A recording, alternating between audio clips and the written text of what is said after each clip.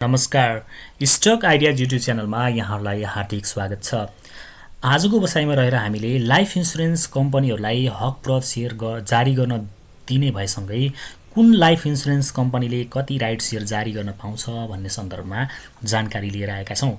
आजको जानकारीमा लाग्नु अगाडि यहाँलाई विशेष अनुरोध कि तपाईहरूले आजसम्म पनि हाम्रो च्यानललाई सब्स्क्राइब गर्नुभएको छैन भने कृपया हाम्रो च्यानललाई सब्स्क्राइब गर्नुहोला। त्यसको लागि युट्युबमा गएर @7stock-ideas हानेर सर्च गर्नुभयो भने यो लोगो भएको हाम्रो च्यानल खुल्छ र यसमा सब्स्क्राइब गरी बेल आइकन दबाएर अल अप्सनमा क्लिक गर्नुभयो भने हामीले भिडियो राख्न साथ तपाईहरुलाई नोटिफिकेसन प्राप्त हुन्छ र शेयर बजार सम्बन्धी विभिन्न जानकारी र लेटेस्ट अपडेट तपाईहरुले प्राप्त गर्न सक्नुहुन्छ। साथै भिडियो हेरेर तपाईलाई लागेको प्रतिक्रिया जस्ताको तस्तै लेखिदिनु होला र एउटा लाइक बटन भने दबाउन नबिर्सिनु होला। अब लागौं आजको जानकारी तर्फ। प्राधिकरणले जीवन बीमालाई 5 अर्ब र निर्जीवन बीमा कम्पनीहरूलाई 2 अर्ब 50 करोड रुपैयाँ न्यूनतम चुक्ता पुँजी तोकेको छ। मर्जरमा गएर पनि तोकिएको पुँजी पुनः नसकेका कम्पनीहरूलाई हकप्रद सेयर जारी गर्न दिने प्राधिकरणले जनाएको छ। जीवन बीमा व्यवसाय गर्दै आएका कम्पनीहरूको चुक्ता पुँजी न्यूनतम 5 अर्ब रुपैयाँ हुनुपर्नेछ। सो अनुसारको पुँजी पुर्याउन अधिकांश कम्पनीले मर्जरमा गएको अवस्था छ। मर्जरमा गए तापनि उनीहरूको पुँजी तोकिए बमोजिम नभएकोले बीमा प्राधिकरणले केही कम्पनीहरूलाई हकप्रद सेयर निष्कासन गर्न स्वीकृति दिएको छ। कम्पनीले मर्जरमा गएका र नगएका गरी 5वटा कम्पनीहरूलाई 5वटा लाइफ इन्सुरेन्स कम्पनीहरूलाई 10 देखि 86% सम्म हकप्रद सेयर निष्कासन गर्न स्वीकृति दिएको छ। अब कुन लाइफ इन्सुरेन्सले पाउँछ हकप्रद सेयर जारी गर्न त? सूर्यज्योति लाइफ, SELIC, प्रभु महालक्ष्मी लाइफ इन्सुरेन्स कम्पनी, सानीमा Reliance life insurance company, Asian life insurance company र लाइफ इन्सुरेन्स कर्पोरेसन नेपाल, यी 5वटा लाइफ इन्सुरेन्स तर्फका कम्पनीहरूले हकप्रद जारी गर्न पाउने भएका छन् र नन लाइफ तर्फको चाहिँ हामीले अर्को भिडियोमा तपाईहरुलाई जानकारी गराउनेछौँ है त। कुनले कति प्रतिशत हकप्रद जारी गर्न पाउँछन् त?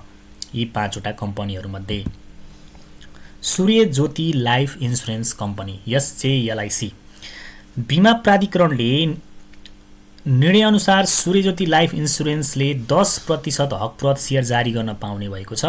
साबिकको सूर्य लाइफ र ज्योति लाइफ इन्सुरेन्स मर्ज भई बनेको सूर्यज्योति लाइफले तोकिएको न्यूनतम चुक्ता पुँजी पुर्याउन सो मात्राको हकप्रद सेयर जारी गर्न स्वीकृति पाएको, अर्थात् 10% हकप्रद जारी गर्न सूर्यज्योति लाइफले स्वीकृति पाएको छ।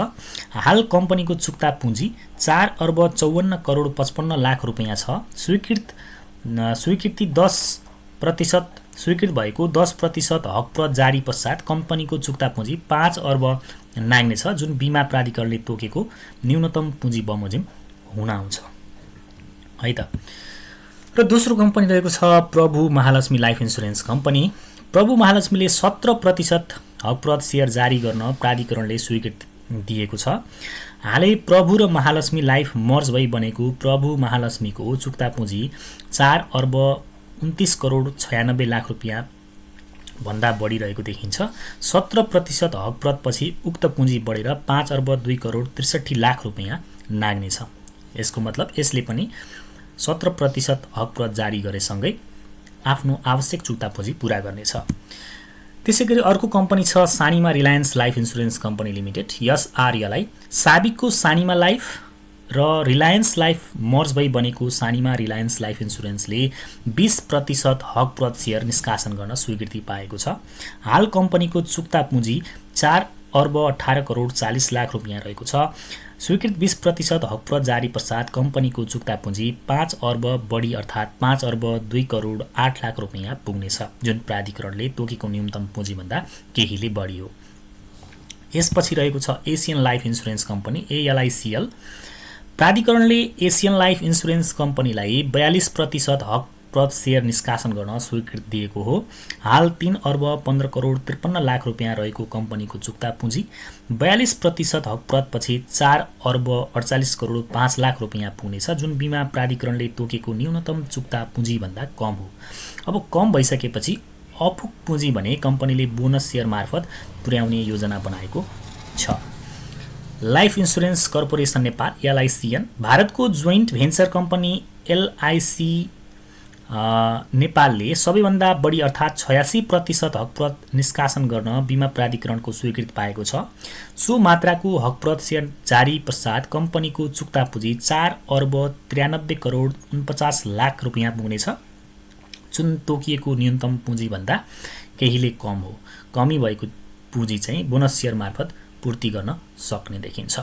यसरी आज हामीले लाइफ इन्सुरेन्सतर्फ कुन लाइफ इन्सुरेन्सले हकप्रत सेयर जारी गर्न पाउँदैछ र कुनले कति मात्रामा चाहिँ राइट सेयर निष्कासन गर्ने अनुमति पाएको छ भन्ने कुराको जानकारी लिएर आयौँ।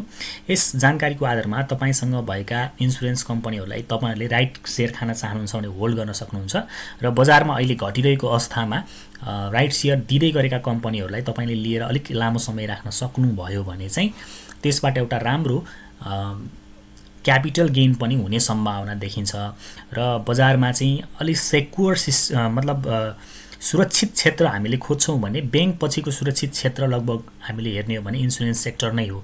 त्यसकारण सुरक्षित लगानी अलिक मिड तथा लङ टर्मको लागि लगानी गर्न चाहनुहुन्छ भने तपाईँ लाइफ इन्सुरेन्सका कम्पनीहरू चाहिँ किन्न सक्नुहुन्छ र त्यसमा पनि राइट सेयर दिँदै गरेका कम्पनीहरू किन्नुभयो भने चाहिँ राइट सेयरको बुक क्लोज हुने बेलातिर यी कम्पनीहरूको मूल्य अलिकति बढ्न सक्छ। त्यति बेला केही प्रतिशत तपाईँ बेचेर क्यापिटल गेन पनि गर्न सक्नुहुन्छ वा अलिकति मिड वा लङ टाइमसम्म चाहिँ तपाईँले राख्नुभयो भने चाहिँ राम्रो मुनाफा हासिल गर्न सक्ने सम्भावना रहन्छ। हस् त आजको बसाइमा रहेर हामीले यति नै जानकारी राख्यौँ। यसपछिको भिडियोमा हामीले तपाईहरुलाई नन लाइफ तर्फको पनि कुन कुन नन लाइफ कम्पनीहरूले चाहिँ राइट सेयर चाहिँ जारी गर्न पाउनेछन् भन्ने बारेमा जानकारी लिएर फेरि अर्को भिडियोमा आउनेछौँ।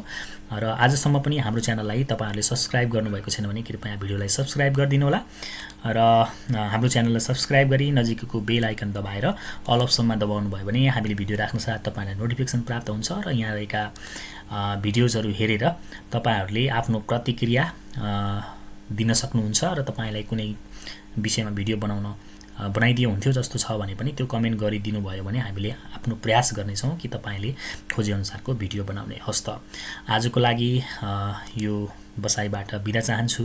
यहाँहरुको समय शुभ बितोस्। नमस्कार, शुभ समय।